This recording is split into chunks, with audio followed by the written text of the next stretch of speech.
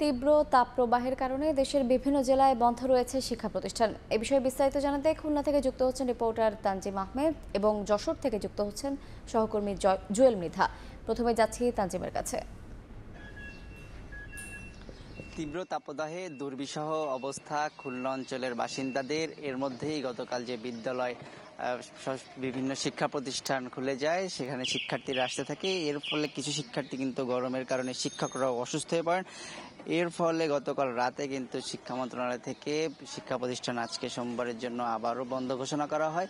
এই বন্ধ ঘোষণার পর যেহেতু রাতে বন্ধ ঘোষণা করা হয়, আমরা কিন্তু খুলনার বিভিন্ন শিক্ষা প্রতিষ্ঠানে এসে দেখছি যে শিক্ষার্থীরা যারা জানেন না তারা আসলে শিক্ষা প্রতিষ্ঠানগুলোতে আসছেন, এসে তারা ফিরে যাচ্ছেন। আমরা এই মুহূর্তে রয়েছি খুলনা জিলা স্কুল এবং আমাদের একপাশে Khulna collectorate public school and college রয়েছে। সেখানে আমরা দুইটি শিক্ষা প্রতিষ্ঠান সহ আরও কয়েকটি শিক্ষা প্রতিষ্ঠানে ঘুরেছি। সেখানে শিক্ষার্থীরা এসে কিন্তু আসলে ফিরে যাচ্ছেন। তারা বলছেন যে বিদ্যালয় যে আসলে বন্ধ ঘোষণা করা হয়েছে সেটি তারা জানতেন না, এর ফলে তারা বিদ্যালয়ে আসছেন। দেশের এক নম্বর গ্লুকোজ ব্র্যান্ড গ্লুকোম্যাক্স ডি একই এনার্জিতে এলো নতুন প্যাকে। আমরা এইখানে যারা শিক্ষার্থীরা এসেছেন তাদের সাথে আসলে কথা বলেছি। শিক্ষার্থীরা কিন্তু আসলে তাদের মিশ্র অনুভূতির কথা জানিয়েছেন। অর্থাৎ বলছেন যে গরমের কারণে শিক্ষা প্রতিষ্ঠান বন্ধ থাকাতে তাদের কিছুটা স্বস্তি আসলেও আসলে যে শিক্ষা প্রতিষ্ঠানগুলো খোলা থাকলে তাদের পড়ালেখার জন্য যে সুবিধা হতো সেটি কিন্তু আসলে তারা পাচ্ছেন না এবং এর ফলে তাদের পড়ালেখা আসলে পিছিয়ে যাচ্ছেন বলে দাবি করেছেন শিক্ষার্থীরা। তারা বলছেন এই যে শিক্ষা প্রতিষ্ঠান দীর্ঘদিন রমজানের মধ্যে বন্ধ ছিল, ঈদের বন্ধ ছিল, যেসব বিদ্যালয়ে মাধ্যমিক পরীক্ষা অনুষ্ঠিত সেই বিদ্যালয়গুলো আসলে বন্ধ ছিল। এর ফলে কিন্তু যে শিক্ষার্থীরা রয়েছেন তারা তাদের স্বাভাবিক যে পড়াশোনা সেখান থেকে আসলে সেই পড়াশোনা ব্যাহত হচ্ছে। এর ফলে শিক্ষার্থীরা দাবি জানিয়েছেন যে গরমের কারণে বিদ্যালয় বন্ধ ঘোষণা করা হলেও আসলে কিছু সময়ের জন্য যদি এটি চালু করা যায় তাহলে তাদের যে স্বাভাবিক শিক্ষা কার্যক্রম সেই জায়গাটা আসলে ব্যাহত হবে না। আমরা অভিভাবকদের সাথে কথা বলছি, সবাই যারা এখানে আসছেন যে শিক্ষার্থীরা, আমরা কিন্তু দেখছি যে শিক্ষার্থীরা এসে ফিরে যাচ্ছেন। এখানে গেট আসলে বন্ধ এবং সেখানে যারা রয়েছেন সংশ্লিষ্টরা তারা কিন্তু আসলে যে শিক্ষার্থীরাই আসছেন তাদেরকে জানাচ্ছেন যে বিদ্যালয় রাতে বন্ধ ঘোষণা করা হয়েছে এবং আজকের দিনের জন্য কিন্তু এটি আসলে বন্ধ থাকবে।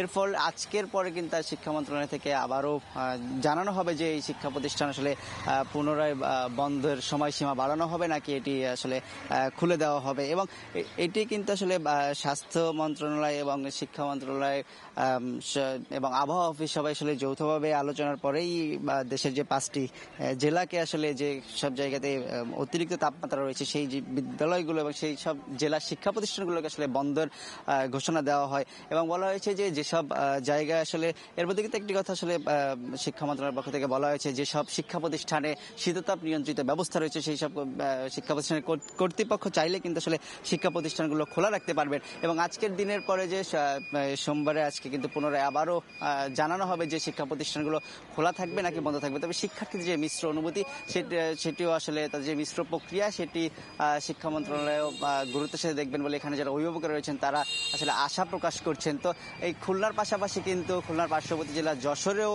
তীব্র তাপদাহের কারণে সব ধরনের শিক্ষা প্রতিষ্ঠান বন্ধ রাখা হয়েছে। আমরা এখন যশোরে যেতে চাই সেখানকার খবর জানাতে। সেখানে রয়েছেন আমাদের সহকর্মী জুয়েল মৃধা। 2 সপ্তাহেরও বেশি সময় ধরে যশোর অঞ্চলের উপর দিয়ে তীব্র তাপদাহ বয়ে যাচ্ছে। এই তাপদাহের কারণে কিন্তু 1 সপ্তাহ স্কুল বন্ধ ছিল। বন্ধ থাকার পর গতকালই স্কুল খুলেছিল এবং কালকে শিক্ষার্থীদের উপস্থিতি হার ছিল প্রায় 50%। কিন্তু স্কুলগুলোতে গিয়ে দেখা গেছে যে বাচ্চারা এই গরমে প্রচণ্ড হাঁসফাঁস করছে এবং তারা বেশ অস্বস্তিতে রয়েছে। এদিকে গতকাল রাতেই মাউসি এবং শিক্ষা মন্ত্রণালয় নতুন করে 5টি জেলায় স্কুল কলেজ বন্ধের ঘোষণা দিয়েছে। সেই অনুযায়ী যশোরেও কিন্তু আজকে স্কুল কলেজ মাদ্রাসা বন্ধ রয়েছে। কিন্তু যেহেতু এই সিদ্ধান্তটা গতকাল রাতে হয়েছে, এ কারণে সরকারি যে আদেশ এই আদেশটি স্কুল পর্যায়ে এসে পৌঁছয়নি, যে কারণে স্কুল কর্তৃপক্ষ শিক্ষার্থীদের বা অভিভাবকদেরকে এই স্কুল বন্ধের বিষয়টি জানাতে পারেননি, যে কারণে আজকে সকাল থেকেই কিন্তু স্কুলের শিক্ষার্থীরা এসেছে এবং স্কুলে এসে জানতে পেরেছে যে স্কুল বন্ধ এবং তারা এখান থেকে চলে গিয়েছে। কিন্তু আমরা কথা বলেছি শিক্ষার্থী এবং তাদের অভিভাবকদের সাথে।